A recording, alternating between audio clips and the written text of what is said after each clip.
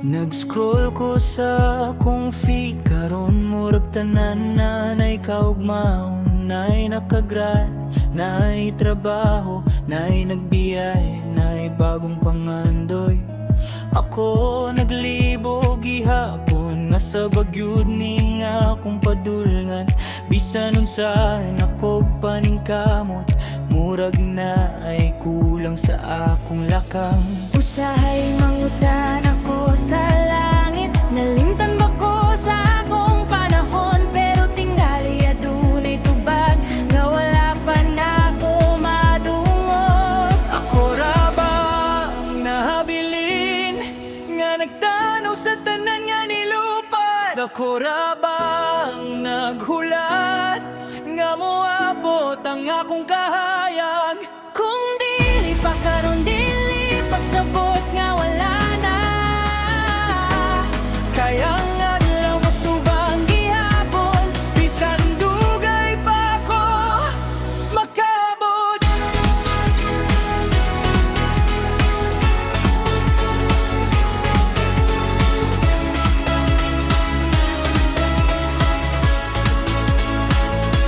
Daghan ko gabi nga walay tulog, naghuna-huna kung sakto ba ko, nagkumpara sa akong kaugalingon sa kinabuhi sa ubang tao.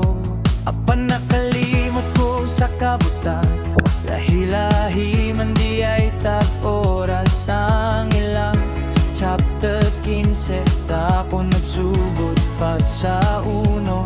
Dili kinahanglan magdali kayang damgo, dili lumba ang importante, padayon gihapon ta.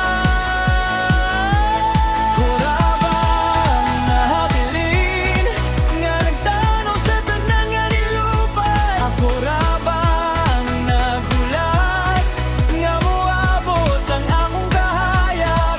kung dili pa karon dili pasabot nga wala na, Kaya nga adlaw mo subang gihapon, bisan dugay di pa ko makabot. Ug mamahimong lahi, basig ang akong isi, mao na pud ang inspirasyon sa lain nga naglisod karon. Dili ko ulahi,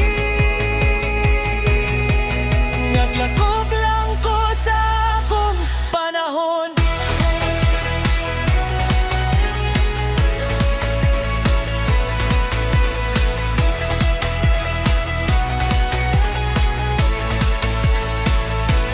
Dili na ko ang nahatala, naglakaw lang ko sa akong agyanan, ang mataglakang nga hinay, nagpaligon sa akong kaugalingon. O kung maabot ang adlaw akong gipangandoy, dugay na motanaw ko sa akong kagahapon.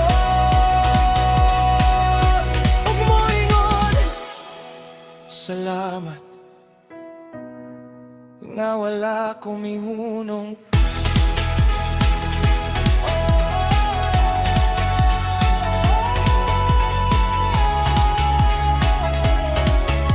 Padayon lang ang imong panahon.